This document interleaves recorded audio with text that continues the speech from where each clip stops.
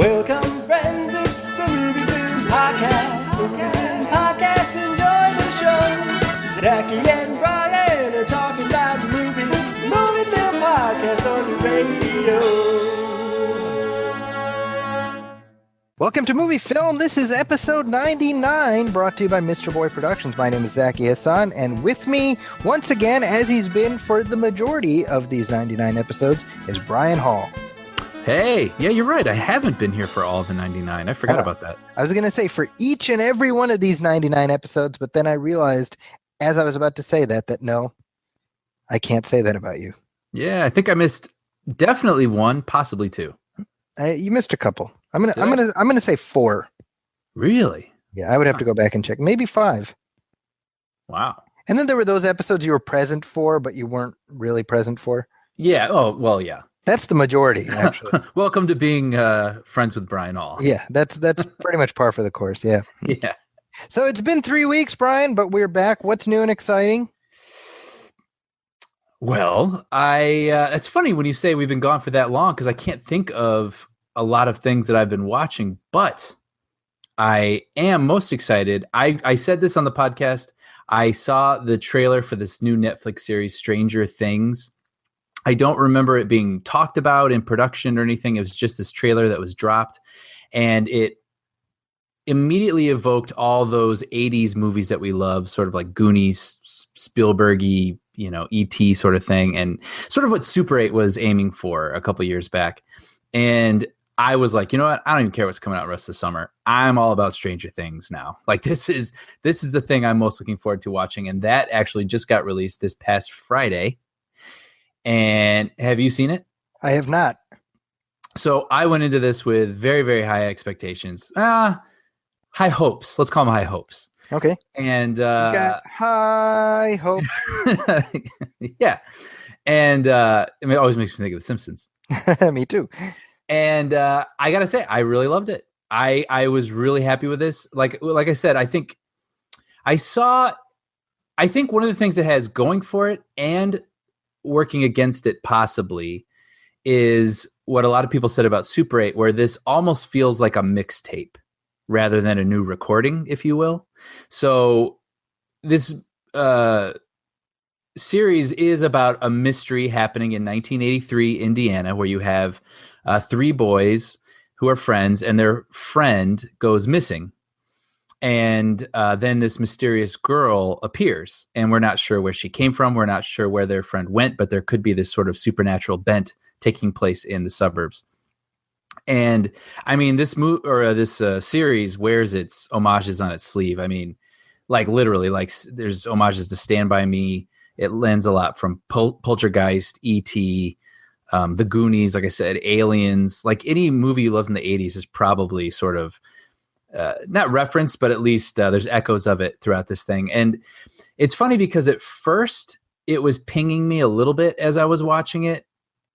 And I think and again, I've seen it as a ding on this series from some reviews, but I personally, I thought it overcame that because it became a really engaging experience and story in its own right along the way. So it almost was just sort of like these cool little things that I could sort of, chuckle to myself when I knew they were referencing like They Live. I mean, how obscure was that? They actually like referenced the fight scene from They Live. Wow. And the unending fight scene. Yeah. And they didn't quite go there, but immediately I was like, I know this is from They Live. What is what they're doing right here. But yeah, it's like, and then this is another thing I was talking about with our friend, Michael Olson. Another key component of this show was the casting. And they cast these kids that are not like what you would picture being sort of this like Disney pretty, Zac Efron sort of kids are going to grow up and, be in all these movies sort of thing. They cast kids that look like real kids, and they had like real charisma and charm. And as Michael and I were texting about this, it sort of occurred to me like, this is why you couldn't make the Goonies now, because you'd cast the wrong kids. Like, you'd cast the kids that the studio wants, but like you got to cast kids. Like that's why the Goonies works, because those are kids, and like in this, that's why Stranger Things works. Like these are kids, and that's another sort of thing I'll say about this is this didn't feel like a show made in 2016 trying to feel like a show in 1983. Like it actually felt like almost like a lost show from 1983 that we just found and got to watch. And I mean that as a total compliment. Just the cinematography, the set design, like it doesn't shove things in your face. Let's say, you know, like a lot of times they want to be like, well, I'm just finishing this episode of Alf. It's a new one because, you know, like it doesn't do anything like that. Like, everything is just in the periphery. Like if you catch it, great. But anyway, yeah, I mean, acting all around was great. Directing was great. You know, I don't want to puff this thing up too much and make it people think it's the best thing ever. You know, I think there are, if you really want to think about it, there's some plot things where you're sort of like, wait, what?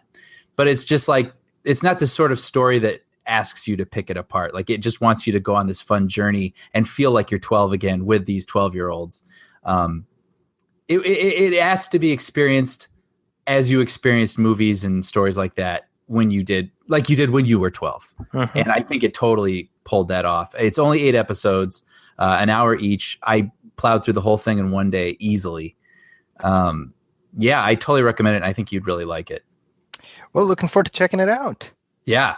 I sat down yesterday to watch it. I was going to watch the first episode, and then I happened to get distracted by Psych, the series, Psych, which I'm like 5 episodes into now. So it was a really good show. I've never seen it before. Yeah, I remember that. You know, what I remember about it is they would have these sort of, speaking of homages, they'd have these sort of homage episodes. And I remember they did a Twin Peaks episode. Okay. And I came to Twin Peaks like very late, you know, like when it came on DVD or something like that a couple years ago.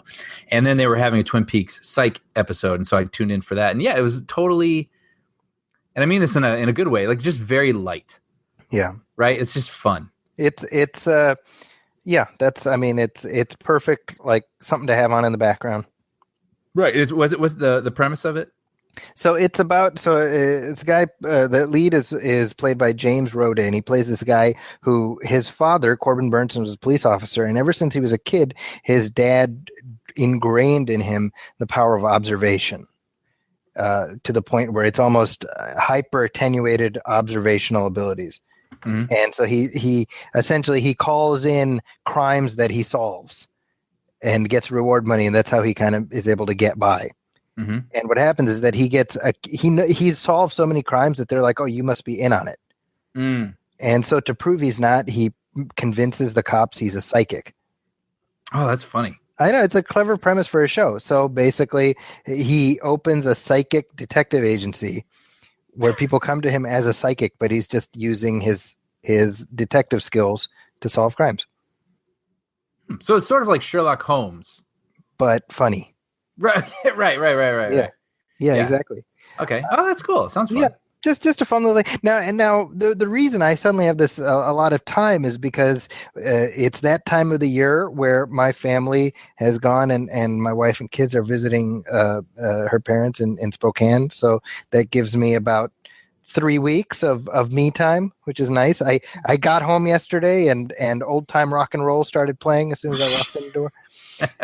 Here's the sad thing, by the way. I mean, because for me, it's like 3 weeks of alone time does not mean hookers and blow or anything like that. It's literally the first thing I did. Like I dropped them off at the airport, and on my way home, I'm like, wait, I need to stop at the grocery store, and I buy like 5 boxes of sugary cereal that I'm not allowed to eat when my kids are in the house. Right. Just sugary shit. Wait, hold on. So your kids aren't allowed to eat this sugary cereal, is what I'm assuming, right? Yes. That's what you don't have in the house. That is like something you would imagine. Like, I bet when we're not here, Dad eats all the stuff that we can't eat. And you're like, it's true. It's true. Here's the thing. So I'm at Food Max, and she's ringing. It's this girl probably in her early 20s. She's like ringing this shit up, right? Fruity Pebble, all these colors that don't exist in nature, right? Right. She's ringing me up, and she's kind of looking at me like, "What the hell is this?" You know? And I see the look on her face, and I'm like, "No, my kids are out of town." Like and as soon as I say that, I'm like, "Why is that your excuse?" Right. That doesn't help. That's even worse, right? That's hilarious. If you say it's for the kids, that's slightly more acceptable, though not really, because you're kind of a bad parent if you feed that stuff to your kids. Mm-hmm. It's funny because remember when we were kids, like you would see the commercials on TV, like, oh, Fruit Loops, part of this balanced breakfast. And then they would show you a picture of the balanced breakfast. Yeah. And you realize, well, the balanced breakfast includes like 2 glasses of orange juice, 5 bananas. And like, it's like, yes, if you include all of those things, then yes, you're okay having this bowl of colored sugar. Right. But who has that as part of their breakfast? You know what I mean? No. So anyway, my point is I've got a lot of cereal to work through. What? Sorry, did you enjoy it after not having it for this long, or is it kind of gross now? It's kind of disgusting, actually. So yeah, probably should have gone light with 1 box and then worked my way through. But it's funny because I didn't grow up with that stuff, and so when I have it now, sometimes at work they'll have boxes of cereal and stuff. Yeah, I don't like it. Yeah, because I didn't develop a taste for it. Of course you didn't, Brian. bland Brian Hall. That's what they call him. Right. Yeah. But so living it up. I actually just got out of a screening of Star Trek Beyond. Oh. So I'm still under embargo about this. I can't really say too much, but I will say I really, really enjoyed it. Great. Good. That's the one that we've said on here. Like I kind of keep forgetting about it. I know. Isn't that funny? So it's kind of like this little pleasant surprise. Like, oh yeah, that. So the extra special treat about Star Trek Beyond is going to be that when we discuss it on this show, we will discuss it together in person for our 100th episode. Oh, I didn't even think about that. Yeah, that it would be for the 100th episode. That's great. Yeah. So that's something to look forward to for next week. Yeah. Moving on, before we get to our headlines for this week, I wanted to share an interview I did with writer-director Matt Ross, also actor Matt Ross, whose new film, this is his feature directing debut. It's called Captain Fantastic, which he directed and wrote. It stars Viggo Mortensen as an unorthodox parent who decides to give his kids a kind of a different upbringing out in nature and off the beaten path. This is a film that I watched, and when it started, I was like, "Oh, I think this movie might be a little too quirky for my tastes." Mm-hmm. You know, those movies that try to be quirky. Yes. And this when it started, that was where my thought process was taking me. But I ended up really enjoying it, and I would recommend it. Nice. It's a nice showcase for Viggo Mortensen being Viggo Mortensen. Mm-hmm. Minus can you believe he's pushing 60? No. It's weird to think about that. And it's like, yeah, I get that. I guess that's right. Huh. It's like, well, he was in his 40s when he made Lord of the Rings, which is 20 years ago almost. Yeah. But you don't see him a whole lot. He seems very selective. Yeah, well, that's kind of the interesting thing, right? And I actually talk about this in the interview too. But I mean, he had the option after Lord of the Rings to do pretty much whatever he wanted. Mm-hmm. And he could have become action guy, and he didn't, you know? He didn't become blockbuster guy. And so I think that for me, that makes whatever projects he chooses, whether I like them or not, I always want to see what he chooses to do, because there's always something there that it's kind of like, well, he found it worthy of doing. And that's kind of interesting, you know? Right. So let's go ahead and play my interview with Matt Ross, who, by the way, Brian, you would know him as Gavin on Silicon Valley. Yeah. Love Silicon Valley, and he's great on it. He was also on a show called Big Love, which I never watched, but my wife loved it. So yeah, I remember that. I actually started our conversation by mentioning his appearance on Big Love. So let's go ahead and play that interview. So before we start, so I never watched Big Love. Yeah. But my wife was a passionate fan of Big Love. So I said, I'm talking to Albie Grant. Yeah. She kind of glared at me a little bit. Yeah, because I played a pretty damaged human being. So I'll take that as a compliment to the work you did on No, that's good. I'll take it that way as well. It's good. People thought I was creepy and scary and freaky. Yeah. But you were going for that. I was going for that. So it worked. Yeah, I mean, the truth is I'm just the actor. Someone else wrote it. Yeah. But yeah, they allowed me. They had that character had a lot of complexity. It was just great. Yeah. Well, so you've been acting for a while. You've recently started moving into the realm of directing. Well, actually, I've been making short films. I made films since I was 12 years old. Oh, wow. Okay. And, if people know me at all, they probably recognize me from one or two TV shows or a movie or two that I've done. And I went to Juilliard and I went to NYU very briefly. It's film school, and I've been making films. The first money I made as an actor, the first actual money outside of theater, because you don't make any money doing theater. Sure. When I did some stupid TV show, I made money, and I took that money and I made a short film. So I've been doing that for my whole life, but people don't know that necessarily. Well, hopefully we will now. Yeah, I hope so. So would you consider yourself a director who acts or an actor who directs? That's an excellent question. I don't know how to answer that. I think they're both storytelling. Mm-hmm. I think that I'm interested in writing what I direct, so I think of myself as a writer, director, and an actor, and it depends on when I get to direct, it's probably because I wrote it, and acting is an interpretive art just like directing it is. Many of our greatest directors don't write what they, Scorsese, I think, shapes the scripts but doesn't write them themselves. I think that's true with Soderbergh as well. There's some, Fincher, a lot of our best directors. Spielberg, the list goes on. Yeah. There are fewer, the Coppolas of the world and the John Sayles, and there's some people that wrote their work. I've always wanted to write and direct. I don't know. It's always been... I get, my point is that directing is interpretive unless you write it, and then it maybe has a deeper personal connection. And for me, that was the desire. Do you feel once you've written it, you feel possessive to the extent that you don't necessarily want to hand it off to somebody else? I do, though. I have written other things in the past that I've moved beyond, and if someone wanted to direct that particular project, I have a couple. Be okay with it? I'd probably be okay with it. It depends on which one you're talking about, but Sure. I've written some genre pieces, more action films that at the time I really wanted to. I sort of released my inner 14-year-old into I love this kind of movie. I want to make this kind of movie. Sure. And right now I don't feel like that so much. And so that particular script, I'd be like, someone wanted to make it, I'd be open to it. But I generally write to direct. Yeah. Well, let's talk about the genesis of this project. Sure. Where did it come from? What was the kernel? Being a parent. Sure. I have two kids, and watching my friends have kids, thinking about parenting a lot, arguing with my wife about our parenting beliefs, what values what do we want to pass to our kids.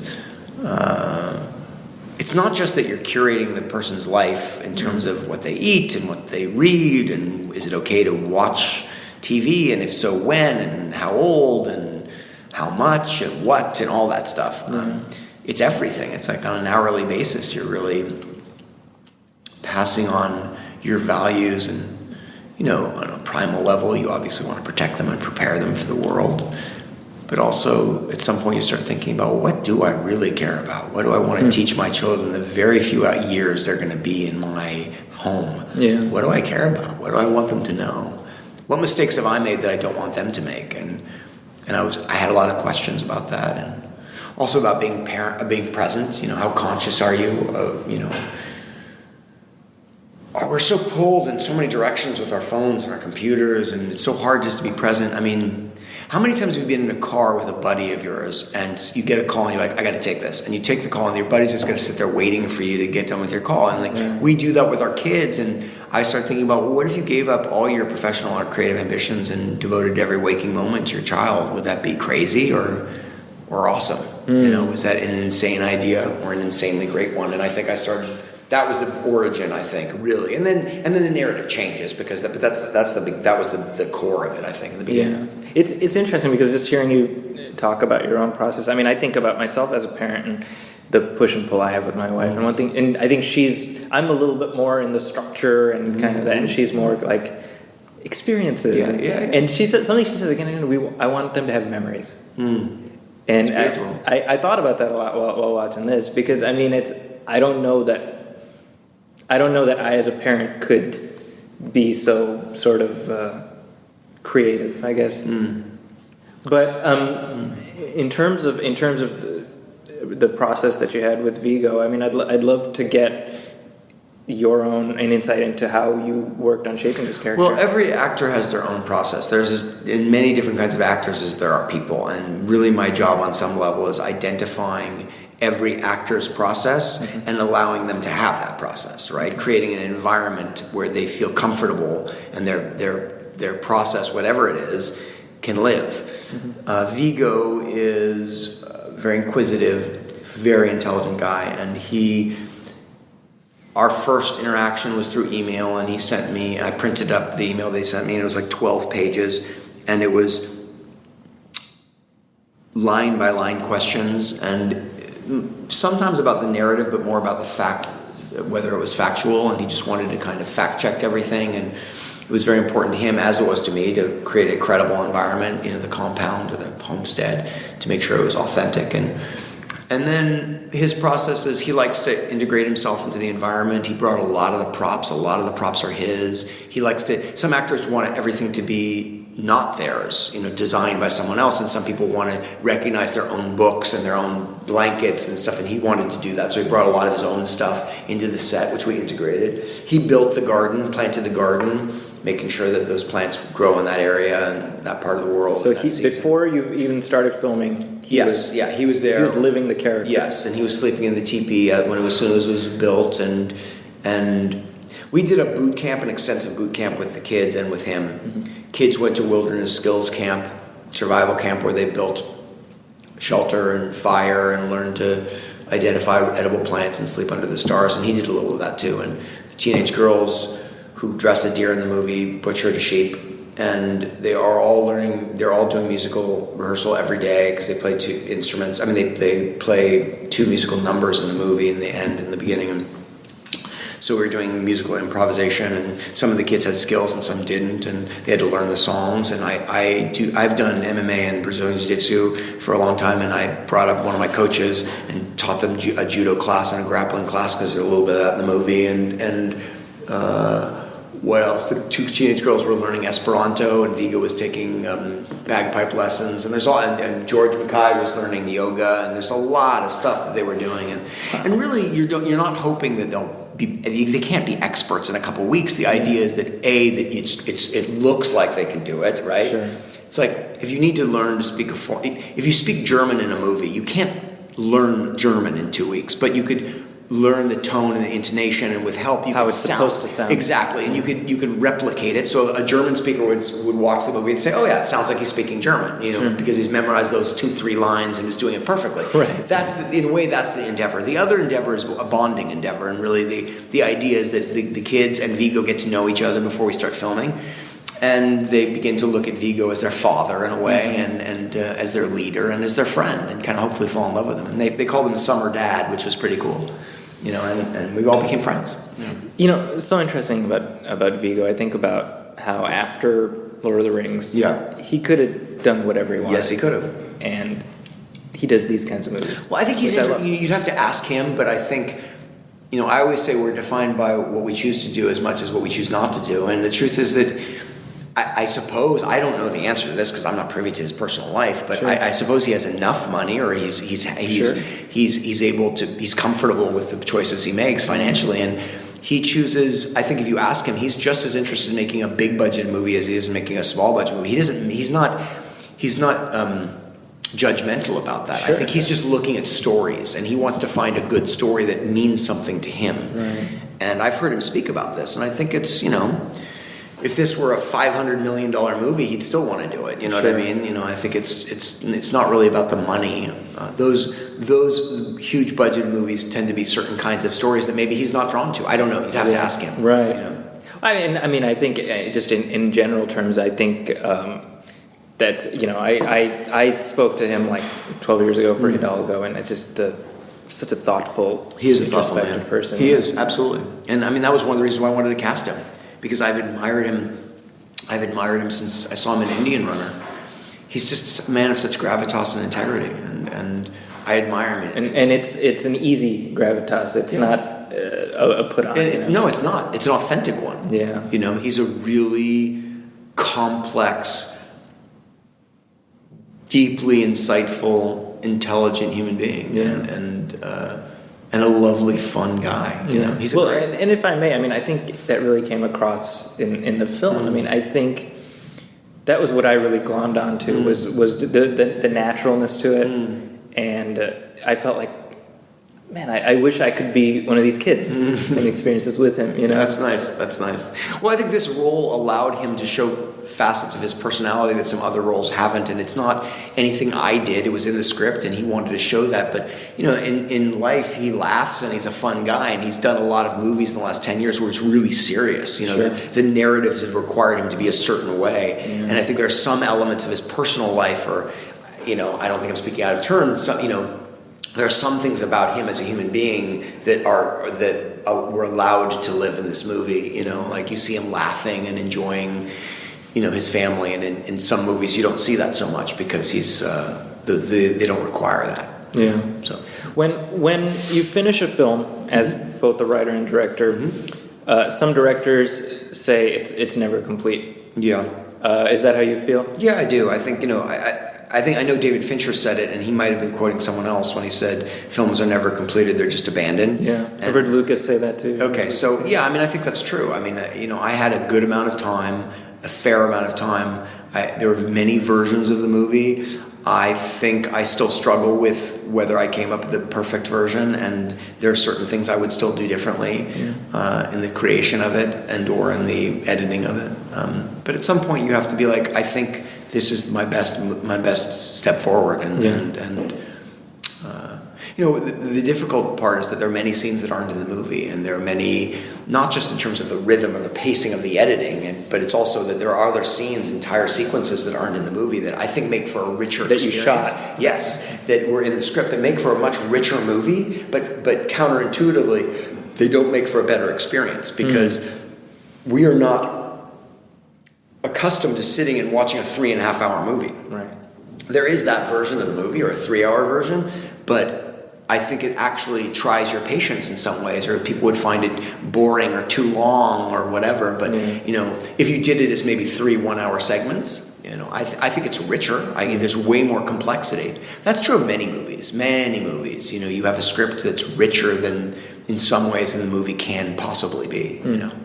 Do you? I mean, is it hard for you to find the discipline to make those cuts? Because I mean, this is a story you've lived with from conception. Yeah. Sometimes it is. Ultimately, no. Ultimately, I'm trying to create a worthwhile experience for holistically. People. Yes. So yeah, ultimately, I step away and be like, I think this is the best, and it makes for the best cinematic experience.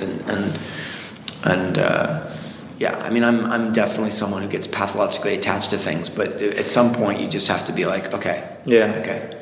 Well, and you alluded to earlier about kind of the scripts you've written that were sort of more explodey in action. Is that a realm that, as a director, you have any interest in? I think I have wide genre interests, and I think that the thing that I'm drawn to are genres, and then hopefully are elevated genres. And I think that some of my favorite movies are that. What is The Godfather if not a gangster crime film? What is Apocalypse Now if not a war film? What is Blade Runner if not a science fiction film? Sure. But they're all idiosyncratic to those artists that made them, and I feel like they're elevated genre. We can all point to versions of those that aren't as good, and maybe it's the writing or the directing or the acting that make it not as good. Those are very complex narratives, and I think that the things I will do next will be probably more like that. I mean, the truth is, this is a genre. You can say this is a family dramedy if you want, sure. You know, or a road movie.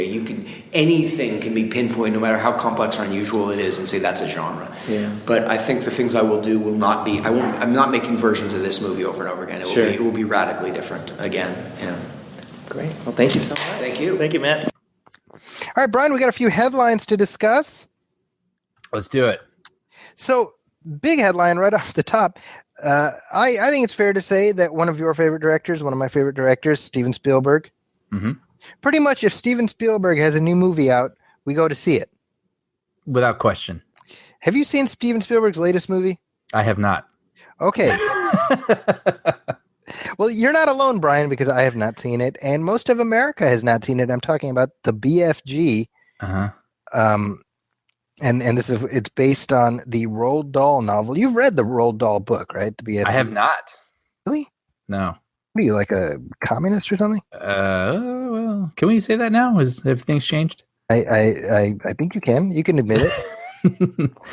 No, I've read several Roald Dahl books, you know, in school and whatnot, but we did not read that one. Wow. Yeah, I read that. I was in 4th grade when I read the BFG. Wow. And I'd love to say I've waited 30 years to see a movie version, but I absolutely did not. I had little to no interest in a movie adaptation of that film, even if it was directed by Steven Spielberg. Mm-hmm. So I kind of missed the screenings for that. I never bothered catching up. $140 million budget, and as of now, it's made worldwide $65 million. Ugh. 47 domestic. What? And it's yeah. So this is second week. It's been in theaters since July 1st. So we're heading into its third week now. Wow. So this is the biggest flop of Steven Spielberg's career. Yeah. I feel we're okay. Okay. You want to rewind and start over? So many feelings. I think I've heard a lot of people say it came out at the wrong time of the year. And this should have come out around Thanksgiving. I totally agree with that too. I don't know that it would have done much, much better, but I think it certainly would have done better than it did now. But on the other hand, I still probably wouldn't have seen it. Right? Yeah. So I don't know. What do you think about this? I think that a couple things. It occurs to me that Steven Spielberg's name is not enough to put people into seats anymore necessarily. Mm-hmm. Mm-hmm. And I think part of that is because the BFG is his return to sort of spectacle filmmaking, having after several, for the last several years, done more cerebral adult, quote unquote, adult films. Mm-hmm. Right? When did this sort of shift happen with him? I think the last blockbuster he made before Indiana Jones was probably War of the Worlds, right? Yeah. Yeah. It feels like that's his last blockbuster, unless I'm missing something. And I feel, and that makes sense. Not including Indiana Jones. I feel like it's War of the Worlds. Or even War of the Worlds, but also where people would come out just because of his name. Like, oh, Steven Spielberg made this thing, so we're going to go see it. I feel like right? Minority Report was that. War of the Worlds was that to an extent. Yeah, I agree with you. And I wonder and those were darker in nature, right? And they didn't fully, Minority Report's really good, but I was going to say War of the Worlds, I think, is sort of kind of response to that is sort of varied, right? I mean, yes. I think you like it more than I do. I'm not a big fan of that movie. Yeah, I like the first half a lot. Mm-hmm. If that's on cable, I'll watch about the first half, but then there's this like drop off where I just become uninterested. But I don't know. Yeah, but then he went into more like historical storytelling and the good films, by the way. The historical ones? Yeah, I mean yeah, sure. We agree. We both agreed that Bridge of Spies was pretty good. Yeah. I loved Munich. Generally speaking, I want to watch his movies, but is the Spielberg era over? Well, and you wonder too with like shifting tastes in movies as well. Like how does that play into things? Well, and I have to say the commercials for the trailers for the BFG were singularly unappealing. I totally agree. They gave me no interest. Yeah. But even I'm thinking, let's say, like when we think of Steven Spielberg, we think of Jaws, we think of E.T. and Indiana Jones and whatnot. But you even think of Crystal Skull, which was just a couple of years back. And even that almost feels like a throwback film. 9 years ago, by the way, Brian. Wow. Not a couple. Yeah. But you know what I mean? Like that movie feels a little out of time. Yes. Well, because it needs to sort of conform to the previous Indiana Jones movies. Yeah, but even I don't feel like other blockbusters are like that movie, and I'm having a hard time articulating what I'm feeling. But like he's making like a movie that doesn't really exist anymore, but it's a movie people still want, and we know who Indiana Jones is, so it gets made and we go see it. But like I don't know what other movie is like that movie, right? Like people don't make his movies anymore, right? They're more like homogenized, big budget superhero movies, really. I mean, that's basically it. Right? Yeah, and I think that's fair, yeah. Like E.T., I mean, there's no E.T.s. Like people try but those sorts of films, well, they get relegated to becoming Netflix special series. Super 8 was an attempt at doing E.T. True, and that movie felt out of time. It did. Right? Yeah. It's interesting. So I'm just saying, like, I don't know what he needs to do for today's audience. Like, what you know what I'm saying? Do you sort of get what I'm feeling? Like, I don't know what he needs to do next. Well, he's doing Indiana Jones. Yeah.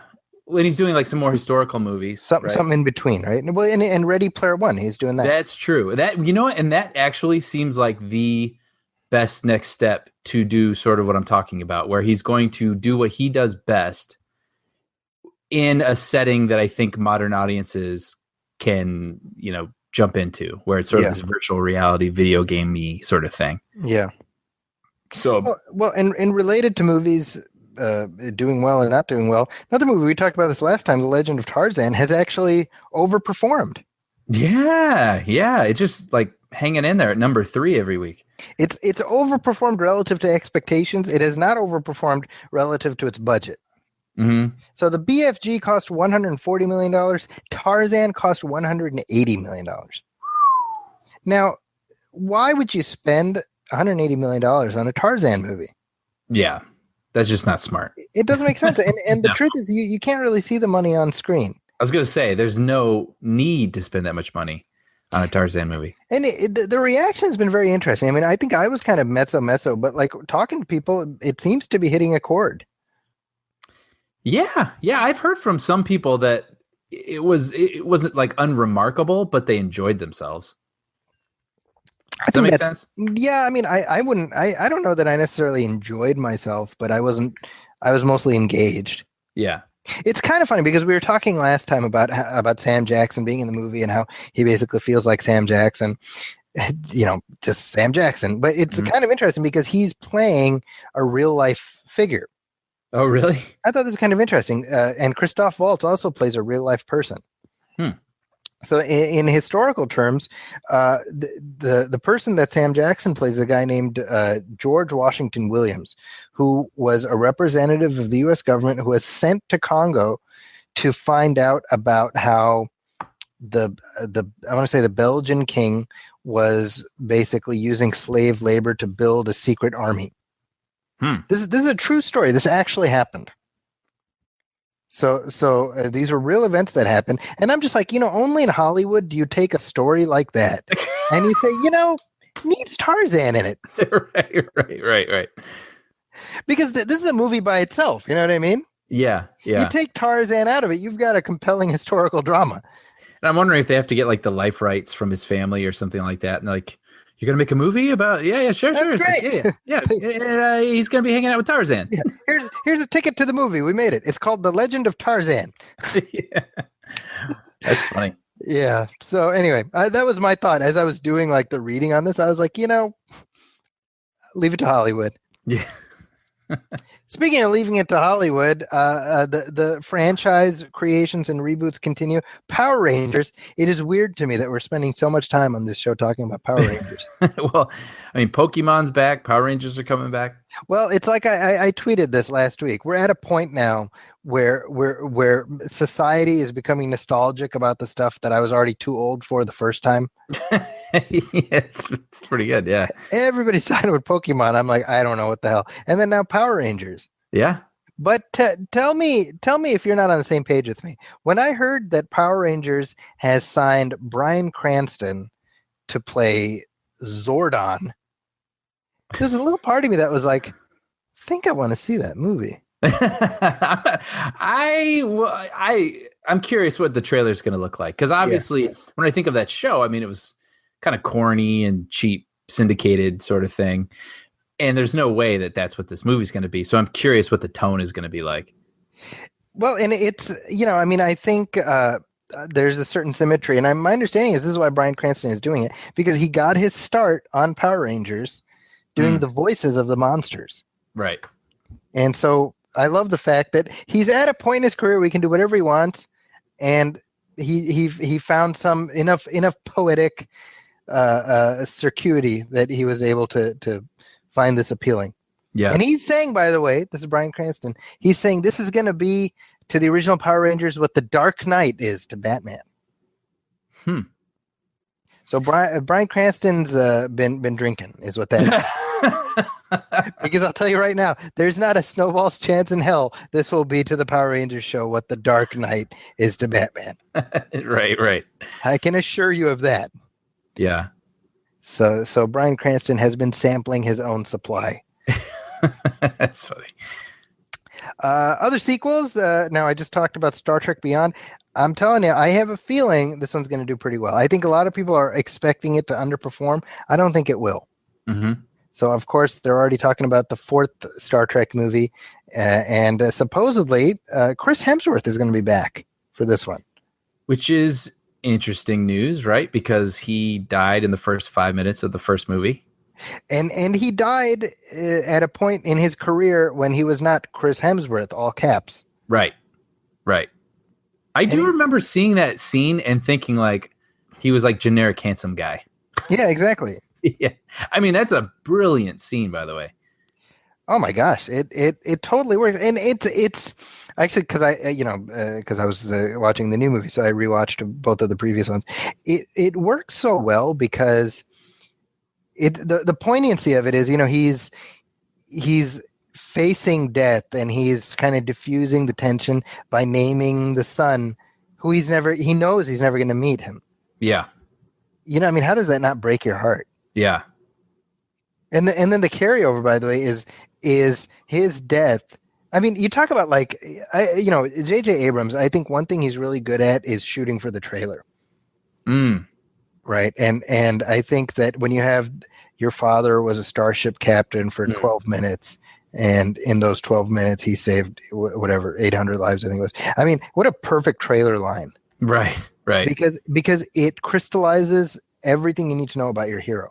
Mm-hmm. And what his goal is and everything. Really, it's an effective arc. Yeah. So the idea that one presumes that through some kind of time travel shenanigans, Kirk will meet his father, and I don't know.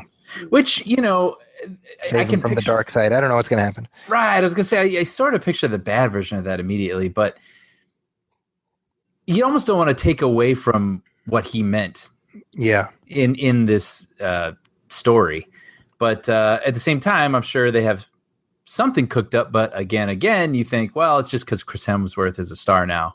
That's the only reason this is happening. That's what's kind of interesting to me because we've heard of sequels being announced preemptively before the new one even comes out. I mean, that happens fairly frequently. Mm-hmm. But to put it in variety, yeah, Star Trek 4 is happening. Oh, and Chris Hemsworth is going to be in it. Like that's this far ahead. That feels odd a little bit, doesn't it? Yeah. Like I was wondering about that, and I was kind of like, why lead with that? Why not kind of hold that in reserve a little bit? Right. This is like the opposite of the mystery box. They're so like they got burned. Right. They're like, yes, Chris Hemsworth is back. Yes. Yeah. But 3 hasn't even come out yet. But yes, this is what's happening. You don't like the mystery box? Here, opposite of mystery box. Yeah. Lack of mystery box. But I can picture like a cool sort of Field of Dreams sort of thing happening. You know what I mean? Where there's like, Kirk has a catch with his dad. Yeah. It could be cool. I think that. Yeah, you want to see their meeting be meaningful in a way that pays off what we've seen before without undoing it. Like I wouldn't want to see that. I don't want to see Kirk saves his father from dying. You know what I mean? Undoes the first movie, you mean? In some way, yeah, or like brings him into the present. I mean, I don't know. Like I feel like. Well, I'm not even gonna say that because if they do it in a way that's compelling, then that's fine too, I guess. Sure. We don't know anything. Basically, that's the point we're making. Yeah, this is like years away. We know about as much as the filmmakers right now. Probably. But that's Star Trek. Moving on, we have some Star Wars news. Yeah, well, Star Wars Celebration just wrapped up over. Wait, Brian. What? Music. Yeah. Production value. There it is. All right, Brian. So what's new in Star Wars news? Well, Star Wars Celebration just concluded. Now, you did not go to this one. You went to the one last year. No, this one was on the other side of the earth. So when it took place in my backyard, I went. Okay, so that shows the kind of fan you are. Yeah, actually, that's one of those things because Comic-Con is coming up too, which is Comic-Con's a lot of fun. But I have to say, going to Star Wars Celebration, I just loved because everywhere you turned, it was the thing you loved. Sure. You know what I mean? Like AT-AT walkers over here and like speeder bikes over there and everybody dressed up like things I recognized. I was like, oh man, I was in heaven. I loved it. If they did it back out here in California, I would for sure go again. But so in addition to all these cool, costumes and whatnot, they also have these panels now. And of course, Star Wars is in like full speed ahead right now. So everybody was hoping for like tidbits and new trailers and whatnot. And so we did not, I actually was sort of confused about this because I thought they were debuting a new Rogue One trailer, but instead they did, but it was only for them. Oh, that's true. That's true. Because what we got, because they said that they're going to show something new on television as they're airing like a behind the scenes special of The Force Awakens. And what we got was like a sizzle reel. Kind of the same thing as last year at the celebration last year. Yeah. And, it was pretty good. Like I no complaints. Like you got new footage and I personally enjoy seeing behind the scenes stuff and just seeing the filmmakers talk about making the film and, they show a bunch of explosions and whatnot, but then you get to see behind the camera. You're like, oh, wow, they're really doing that stuff. And that's something they highlighted in that sizzle reel, that if you were in some sort of green screen space, you wouldn't even be coming up with half of these shots because you'd have to be in the environment to even think of this stuff. And that's exactly what we want to hear, right? Exactly. So, yeah. So all that Rogue One stuff looked really cool. And then also one of the things that you brought up was that Kathleen Kennedy all but confirmed that it most likely won't have that she listens to our show. Yeah. Hi, Kathy. And but she all but confirmed basically that it would not have an opening crawl, which we had talked about because we were saying, all right, yeah, these are Star Wars stories, but this isn't necessarily a saga picture, right? This isn't like and it's weird to me that people are really upset about this. I don't know if you've noticed this, but certainly I have in my social media feed. People are like this is some great heretical thing. I don't know. I just trust them, and I'm the same way. Yeah. I see the merit in separating them. And I think there's something kind of cool about that.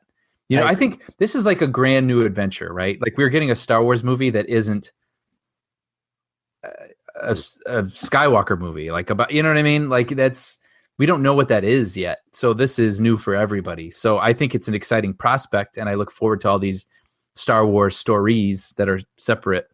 But we got to see how do they, because they won't have John Williams either. And it goes without saying that John Williams is 50%, if not, more Star Wars. Like you watch a Star Wars movie without John Williams, it's not Star Wars.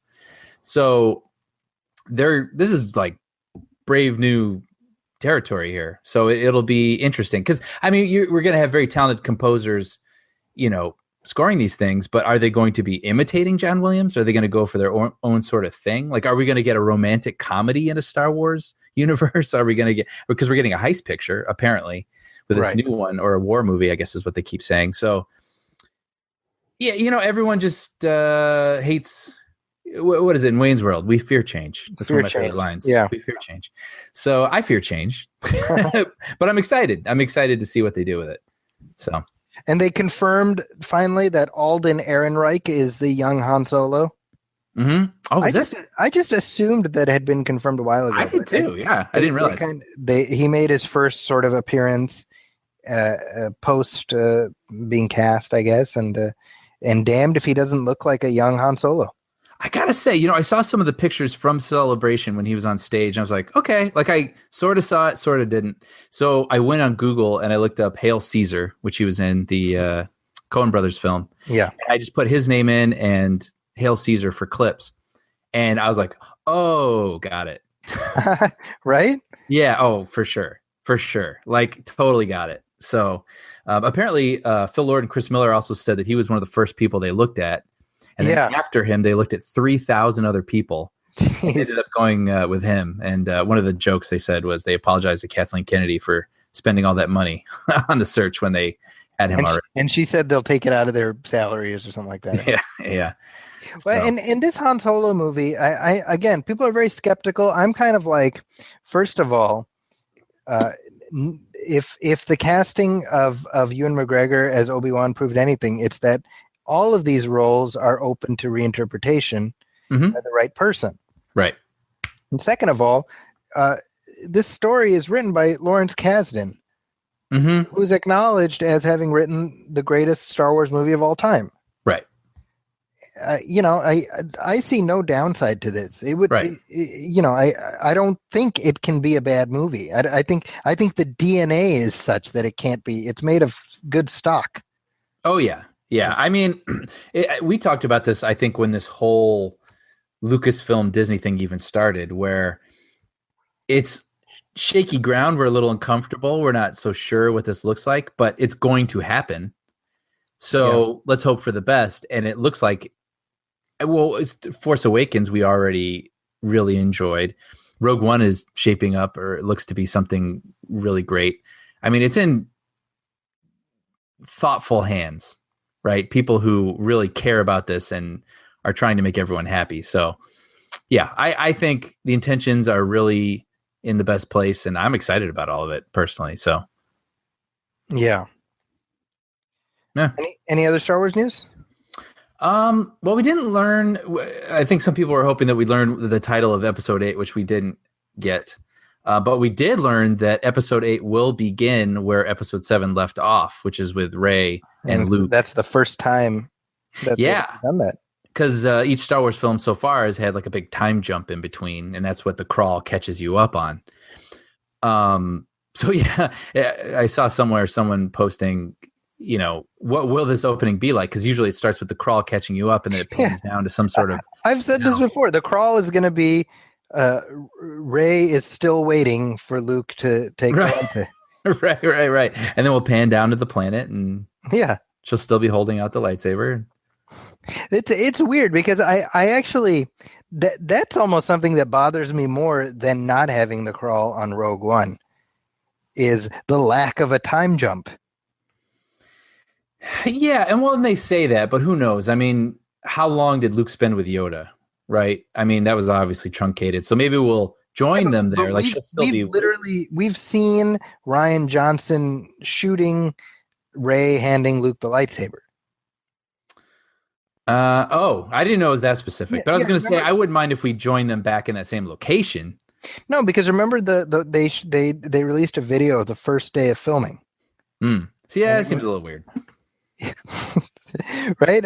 I mean, the only thing I can think of is that the opening crawl will be telling us about stuff that's happening elsewhere in the galaxy or something. Yeah. They're like Finn has woken up because he was in a coma when we ended.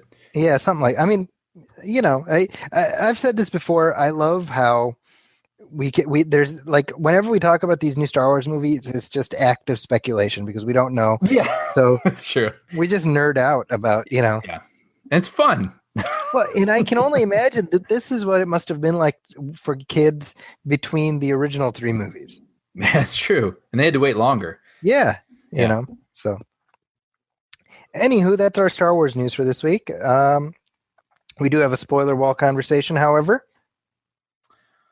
What movie? What are we talking about? There is a new movie that's out right now. I don't know if you heard of it. It's this little indie movie, micro budget, called Ghostbusters. Oh, did they remake that? They did. Yeah, they rebooted it. And whoa, what? So wait, Bill Murray, Dan Aykroyd, are they back? They are. But not the way you expect to see them. So Ghostbusters is out. It is out finally, and it opened to $46 million domestically, which is either great or terrible, depending on which corners of the internet you tend to frequent. That is so true. Right? It's being spun in entirely bipolar directions. Yeah. I think it's fair to say that a $46 million start for a $144 million movie is probably not ideal, but it's not a catastrophe. That's fair, right? I think so. I would not be happy with that if I were Sony. Yeah. I would be thankful for it, but I would not be happy about it. I mean, this is like their movie. Yeah. Like the big thing that they're hoping to launch, like a whole, like they say, and this is in the Sony email leak, thing. Yeah. Like they were hoping to launch like a Marvel style universe here, like Ghostbusters stories, plural, and get everyone excited about this universe. And that's not probably the, jumping off point they were hoping to get there. It's kind of interesting because when they first budgeted Ghostbusters, it was closer to $160 million. And one of the first things that Tom Rothman, ex-Fox honcho Tom Rothman, who's now in charge of Sony, one of the first things he did was he shaved off about $15 million from the budget. But still, $144 million seems like a lot for this movie. Yeah, I agree. Right? Now, you've seen it. I have. Okay, well, why don't we give our non-spoiler takes, and then let's get into it a little bit. Okay. No, I think you have to sort of start off with your history of Ghostbusters, which people on this frequent listeners will know. But briefly, I didn't really grow up with Ghostbusters. Like I grew up with the cartoon, but I didn't really see them. I maybe saw the movie once at like a neighbor's house when I was like 10 or something. And I didn't watch it over and over. It's not a classic for me necessarily. And then when I got older, of course, with you and other friends, you guys love it. And so I've seen it a couple more times as I got older. So I like it a lot, and I think it's a fun movie, and I want to see more fun Ghostbusters movies, but this wasn't sort of like hallowed ground for me per se. Sure. So I didn't go in with that sort of immediate, shield up. And I have to say also that I love Kristen Wiig. I like a lot, I'd say, Paul Feig. Melissa McCarthy, sometimes I like. So I was like, all right, well, let's see. Like, when Paul Feig is firing on all cylinders, he makes like Bridesmaids. I love Bridesmaids. And so Ghostbusters, I would say, is somewhere kind of in that mishmash right there. Like I as a Ghostbusters movie, I thought I was a little underwhelmed.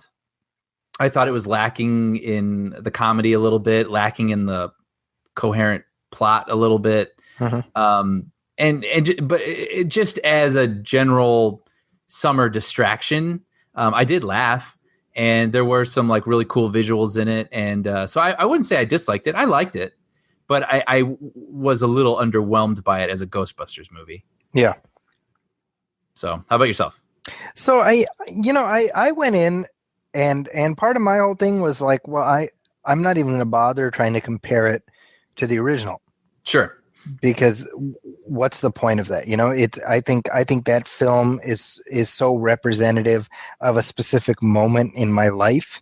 And I have such a long history with that film that I'm not even going to bother. So with that in mind, I went in and I was like, well, let this be an interesting take that does its own thing. And I think that, like you, I mean, I think it succeeds on that score. I give the film a thumbs up. I did enjoy it. I took it. I saw it twice, by the way, because I took my kids and they really liked it. And I think it's a great family movie. I think it really works well for, on that level, certainly. But I think the issues that I had were, I think, an outgrowth of how comedy sensibilities have changed. Yeah. Right. And I have a feeling we're on the same page with this, where if you look at sort of the comedy zeitgeist in general right now, it's very self-aware and self-reflexive. And I think, by the way, part of the reason for that is that it just so happens that Judd Apatow and Paul Feig have sort of godfathered in the current generation of comedy stars. Right. And so you see that sensibility, and I don't know that sensibility is a great one-to-one fit with this concept. Yeah, that's a good way of putting it. Yeah. Do we want to get into some spoilers here? Sure. All right, let's do it. Spoilers. So what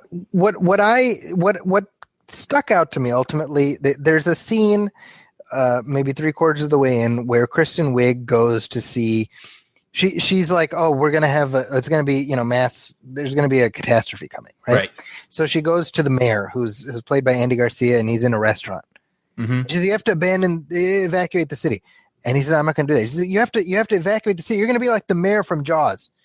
And he says, don't ever compare me to the mayor in Jaws. Right. And to me, like, I think that's a funny line, but I think it's a funny line from a character who knows he's in a comedy movie. Yes. I heard you talk about this on Nostalgia Theater. Oh, actually. okay. Yeah, you put that very well. Where in the first movie, it's, gritty, grimy New York, and these guys are, we like them because they're our heroes, but they don't always act like heroes necessarily. Yeah. Like they're just dudes in this adventure, and they act how they act, and the comedy comes from those situations. But you put it very, very well. Everyone in this movie knows they're in a movie. Right. And you also, I thought you had, that's true, but I thought one of the better examples even was the guy, who was it, the dean of the school or something like that? Yeah, he's played by Steve Higgins from The Tonight Show. Yeah. And he basically, you know what the comedy is now these days is runners, right? Where someone starts like a gag and they just keep building on the gag, and like, sort of like remember it was so like non-PC now, but in the 40-Year-Old Virgin, the How I Know You're Gay thing. Right. And it's like, because you listen to Coldplay, well, you know how I know you're gay, and then they just go for like 3 minutes about this. You know what I mean? And it's talented improvers, just doing their thing, riffing. Yeah. So what you're referring to is the dean from the school that Melissa McCarthy and Kate McKinnon work at in the film. Yeah. Well, yeah, and actually, I'm going to jump to another part real quick, just about the runners, because I thought of this at the very beginning of the movie when Kristen Wiig and Melissa McCarthy are first reunited, because they're sort of estranged friends. They have this sort of awkward encounter, and then I don't remember how the gag starts, but someone says something about a flying baby, and she goes, and she's like, a flying baby. She's like, well, that's not even like a thing, like a flying baby. And I was like, stop. Like, she's like, that book was our baby and you abandoned it before it learned to fly. I learned to fly. Fine. Or like, babies don't fly. Okay, fine. That's your joke. That's great. But it was like they were trying to make a runner out of it. And she's like, well, that's like not a thing. And I was just thinking, like, I know that's what Feig likes to let these people do. Yeah. But like, stop it. You know what I mean? Because that's not what this is. It's right. And there's an extended riff about Patrick Swayze. Yes, and the movie Ghost, and then they just go and go, and it becomes this humor where they're sort of trailing off, and them trailing off is sort of the joke, right? And again, it's one of those things where I'm not even necessarily coming down on it, because I get it. That's Paul Feig's style of humor. Totally. My question is it necessarily a good fit? Because my whole thing is like, and I hate doing this. I hate doing the comparison, but I mean, the original Ghostbusters works because the stakes feel real. Mm-hmm. And I think the stakes do feel real in this, to be fair. Mm-hmm. But again, it's this. I always hate when a film like this draws attention to the artifice. Yeah, of what it is. And by the way, Chris Hemsworth's character, there's a lot of that too. Because I think that he's a dim bulb. Okay, we get it, but he like tips over into such abject stupidity that you're kind of like, well, nobody's that stupid. Yeah, because I was like sort of 50-50 on him. Like, I thought some of his dim-witted gags were funny, but there was a part where he was standing next to a fish tank that had a telephone in it, and he kept trying to reach for the phone, but the glass was in the way. Right. And he kept going, ow, ow. And I was like, what? Well, there's in that scene, because that's his job interview, there's a thing where he doesn't have lenses in his glasses. Yes. And that happened because on set, his glasses were catching a reflection. Mm-hmm. So they just took the lenses out. And then while they're filming, they were like, hey, why don't we make a gag out of it? Mm-hmm. And so then it's like this, you're like, okay, fine. But it's like this extra level of beyond normal levels of stupidity. Right. And in that same bit, right, he's like, oh, I want to bring my cat. And they're like, oh, I'm allergic to cats. Oh no, I have a dog whose name is My Cat. Oh, his name is My Cat? No, My Cat. And it's this whole like, and I'm like, what are we doing here? Right. And again, it's funny. I mean, it is funny, like, I'm not disputing that, but that humor works in the interview. Yes. Right? Yes. Like we need to actually stay in, like you say, the stakes. Like we need to stay grounded in this world and the things that are happening immediately and that need to be taken care of. And sometimes they just go down these trails. Yeah.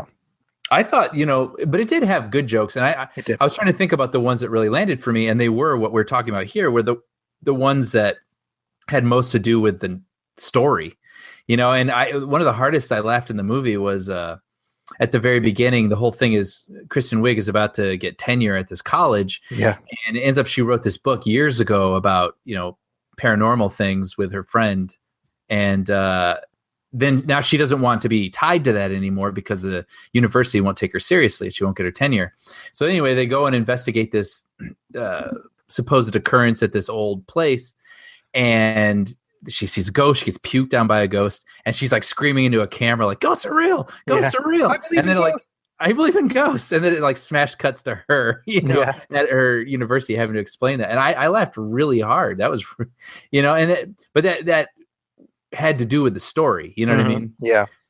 Well, related to that, I thought it was a very funny bit where, what's his name?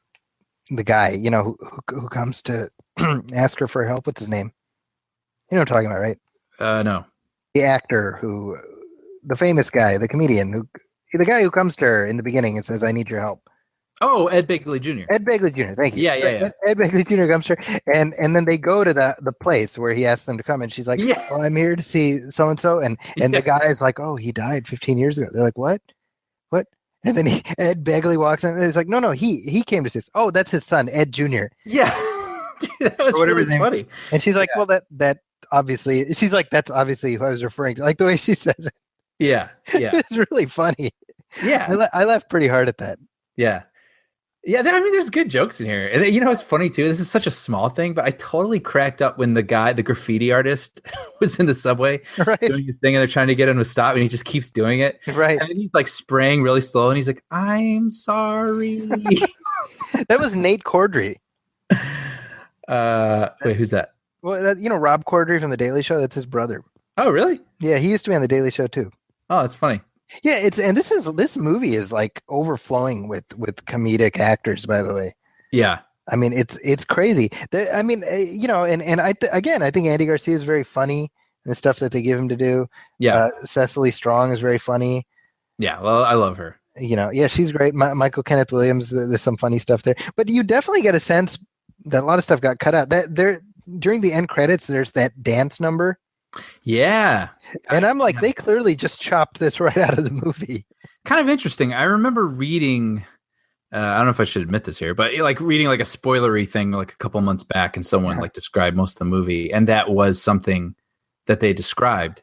And most of the people were just like bagging on it. Like, that sounds terrible. And you got to wonder if they felt some sort of pressure to cut it out. And it's ironic because now I'm reading all these articles where people are like, "That looked really fun. Why'd they take that out? I would have liked to have seen that in the movie." Well, certainly an abbreviated version should have been in there because it feels like it's missing from the movie. Yeah, the last third definitely feels sort of hacked up. Yeah, I think the problem with Act 3 is the problem we have with a lot of these movies is it sort of becomes a CGI wonderland. Yeah, it's funny though, because I had heard that before I saw it, and it didn't really bother me necessarily. Sure. I think what did bother me was I didn't understand what was going on. Yeah. Like all of a sudden, this was so weird to me. If maybe you could explain it, you've seen it twice, but for no reason, seemingly, New York becomes like 1970s New York. But does it? You mean the way the city is looking? Yeah, when they're fighting all those ghosts, all of a sudden it turns into like 1970, and like all the billboards and whatnot turn into like movie posters for Taxi Driver, and they even say like, "Oh yeah, this is the real New York, 1970s New York," and I was like, "Oh okay," and then like absolutely nothing comes of that. I truthfully did not pay attention to that. Isn't that amazing? And I thought you didn't even notice it twice. It made no sense to me and had no payoff. I was like, why didn't you just save that money? Like there was no point changing all that. Yeah, I mean, well then that seems like a very big narrative thing that they that makes me wonder. Yeah. Because I mean, speaking of that, then you have the villain of the movie, this character Rowan. Yeah. And I mean, he has like 2 scenes, right? Like, because then he basically becomes Chris Hemsworth, which That's we can funny. get to. But I was thinking his only scene. Okay, look, so I've written scripts before, and I've given them to people and friends, and you try to get constructive criticism, and you get these things back. And sometimes you write something, and people will be like, a character would never say this. Like, you can't have them say this. You have to show this, because people don't talk like this. And this movie has a scene where the villain is sitting in a booth talking to himself, basically saying, I'm the villain of this movie. Nobody's nice to me, so I'm not going to be nice to anyone else. And I'm going to bring all these ghosts to here and do all this thing because I'm the villain and everyone will worship me. And I was like, if I ever turn that in to anybody, like I would have red pen all over that page. That's so funny. Because it was so, and I don't mind him. Like I actually thought that's interesting. Yeah. But then I was like, why didn't we see him get bullied? Why didn't we see that he's some sort of genius? And why didn't we see him, he just stands in front of this machinery at one point, and then basically he gets sucked into Chris Hemsworth's body because apparently he's more appealing to look at or something. I don't know. But like, I mean, really? Like, why? You know what I mean? Like, why we never see him again? That felt very, very messy to me. And I don't know if that was through editing and necessity, or if they just didn't care, or as long as you're going to have a villain and try to make a somewhat scary movie, like why not just go for it and make him more interesting and integral to what's going on, right? Yeah, that makes sense. So anyway, I don't know. I mean, I think that we should talk about the cameos of the original actors. Yeah. Well, what did you think? I mean, Bill Murray, obviously. So I probably thought the toughest one to get is what you hear. Right? And honestly, if I was actually thinking about this, a couple of connected thoughts here. The whole issue was why they never did a Ghostbusters 3 was because Bill Murray didn't want to come back as Peter Venkman, right? Mm-hmm.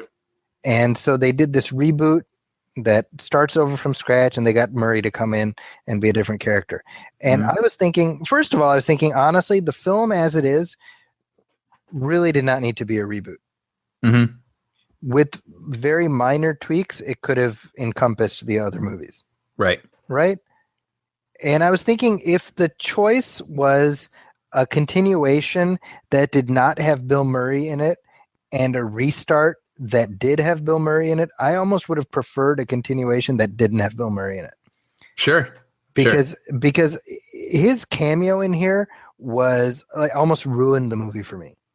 Yeah, you could easily lift it out and you wouldn't miss anything. It served no purpose, and it was hanging a lampshade on, again, going back to what I was saying, just the artificiality of what we were seeing. Mm-hmm. Just everything about his character was abnormal. Yeah. He had this affect, he had these strange clothes, everything about it was just, he was essentially the William Atherton character in the first Ghostbusters. Right. But with like very, very, very little impact. Right. And I felt the same way seeing Dan Aykroyd as his cab driver. It was like, I ain't afraid of no ghost, and it's like, all right, Oddly enough, the person who got the biggest applause in terms of cameos was Ernie Hudson. And his was the most organic anyway. It felt the least forced. Mm-hmm. And it made me happy, actually, because I love Ernie Hudson. Mm-hmm. And I like seeing him get appreciated. But yeah, it was like, oh, hey, look, it's Ernie Hudson, Mm-hmm. Yeah. And then when Sigourney Weaver showed up at the end, it was a little bit like, all right. Like, yeah.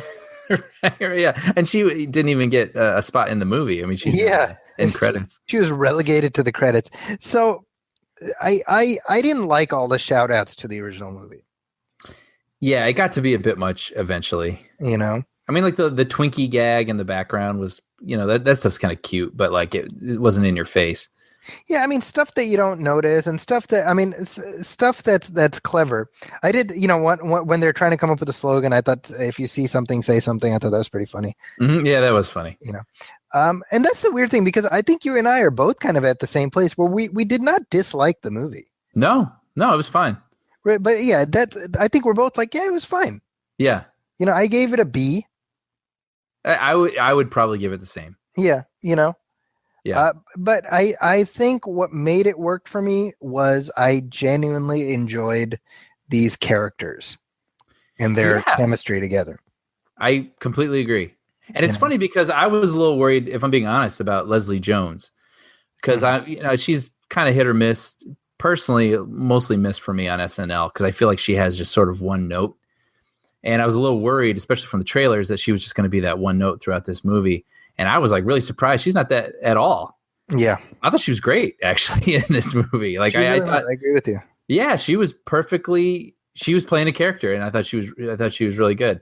I think for me, it was actually Kate McKinnon that I was like kind of 50-50 on throughout the whole thing. I was actually going to ask you, I was curious what you thought about her shtick in this. The trend in the commentary has been sort of overwhelmingly singing the praises of Kate McKinnon. Have you noticed that? I have, yes. And I think she's funny in this, but she's just funny in general. But I'm not sure what I'm missing where I'm not over the moon about her. Like I thought she was fine. I thought she was fine. I did think she went too far sometimes, and I don't blame her. Like it's her job to do that. I blame the director For not reeling her in a little bit. for either not reeling her in or picking like the oddest takes at the wrong moments. Sure. Like, you know, she basically is like this weird cartoon character, you know, who just kind of she's mugging for the camera a lot. And sometimes that's fun, and sometimes it just feels odd. Like there's a moment where it's supposed to be somewhat serious, where Kristen Wiig's character, I should say. I don't actually know the character's name. That's why I'm saying I apologize. But Erin Gilbert. Yeah, Erin Gilbert. So she's talking about why she ever was interested in ghosts, and it's because she had this experience, and you know the kids would make fun of her, and they cut to people listening to her, and then there's like Kate McKinnon making these weird faces, and she's sucking on a straw oddly. Like I'm like, dude, this girl's trying to talk to you. Yeah, I agree. Yeah. So I mean, it was just she was never off, and I blame the director on that one. But then sometimes she was very funny. Like that moment where they were at the concert, and I think they were downstairs, and there was like all those wigs on the heads, and then she was there with a wig making a face. Like that was funny, you know. Right. So, like I said, I was about 50-50 on her. Did anything, was anything a pleasant surprise for you? Well, I just enjoyed I thought the ghosts were fun. I enjoyed watching these women come together and try to form their team. I was gonna say squad, but that's such like a buzzword. I just tried to avoid it. Squad goals. Yeah, tried to like, you know, form their team and be taken seriously. And I enjoyed I thought the ghosts looked cool. I enjoyed that part of it. I think that's the only reason I felt a little underwhelmed was I thought it could have been a little bit funnier. Like you say, a little less of this sort of like improv-y humor and a little more like solid jokes. And I wish that the plot, as long as you're going to have one, you know, like I wish it had been handled with a little bit more care and, like you say, the stakes. I wish the stakes had felt a little bit grander than they did. Because but it's so funny because I keep saying this. It's easier to say the things that you would do differently or that you would tweak. But yeah, I did like it. But going along with what I just said with stakes, you know, I thought there was an interesting choice. They had this sequence of, or like a montage of them testing out their proton packs or like figuring out how all this stuff worked. And I don't know how those things work, honestly. And I thought it was interesting that they were in an alley and Melissa McCarthy is trying it out and she's not doing very well at it. And it eventually becomes like an out of control fire hose, right? Where she's kind of flailing all over the place and everyone's just kind of laughing at her. And I was like, so are these things dangerous? Right. Like, you know, I thought these things could like inflict harm and like no one seems to care or be getting out of the way of this. Right. It just seemed kind of, that was all left mysterious, you know? And then at the end too, when they're, you know, they don't really have traps. Like the first movie, I remember they'd use all these traps and then they put them in this containment unit. Yeah. Which was a dangerous thing, which is why, you know, the EPA wanted to shut them down. But in this one, they never really get into that. And it's just like, they're just sort of pointing and shooting at the end and the ghosts turn into slime. And I was like, I don't understand like the rules of this. Like, I don't know are they good? Like you just kind of shoot them enough and they turn into slime and you're good. Like you know what I mean? Do we have to get traps for all these guys? Like I didn't quite understand. Yeah, it's. I mean, it definitely feels like there's room to develop more. Yeah. And I think if nothing else, that's my takeaway from this as well. I'm down to see another one of these movies, if they end up making one. Oh, totally. Because it's just fun. Yeah. It's a fun concept, and it's it's fun characters. But yeah, I hope it would be sharpened a little bit. Well, here's my question now. I mean, is this a situation where Sony has to make a sequel to save face? Yeah, that's funny because Sony is all but guaranteed. This morning they said, of course we'll make a sequel. And there's so many factors played in that, right? This needs to make about $400 million worldwide, right? To make a sequel worthwhile, to break even, basically. Well, the thing, you almost want to double down on this because people are so hard on it. So you spent all this time setting up these characters, this incarnation of Ghostbusters. So it's almost like if you don't make another one of these, you're saying A, you failed at this, which you don't want to admit, but B, there's so much riding on Ghostbusters becoming a brand for Sony again. Yeah. That if this doesn't work, did you say this or I read this somewhere? This almost becomes like Fantastic Four for them. Yeah, right. Right. So I don't know. I hope people will give it a shot because I think, especially when it comes out on like Blu-ray or streaming or something, there's very little to hate, I think, in this movie. You know what I mean? Like if you just like watch it and for an hour and 45 minutes just to be entertained, of course you're going to be entertained. So I just hope they make another one and that it's just a little sharper with the things that they didn't seem to think were as important this go around. And, I don't see why it couldn't be just even more enjoyable. Well, there we go. And I think that's a good place to leave this conversation. Well, there we go. A lot of build up to this one. I know. It feels like we've been talking about it every other week. Yeah. Yeah. So with that, as we wrap things up, Brian, any new projects or anything you want to hype up for us?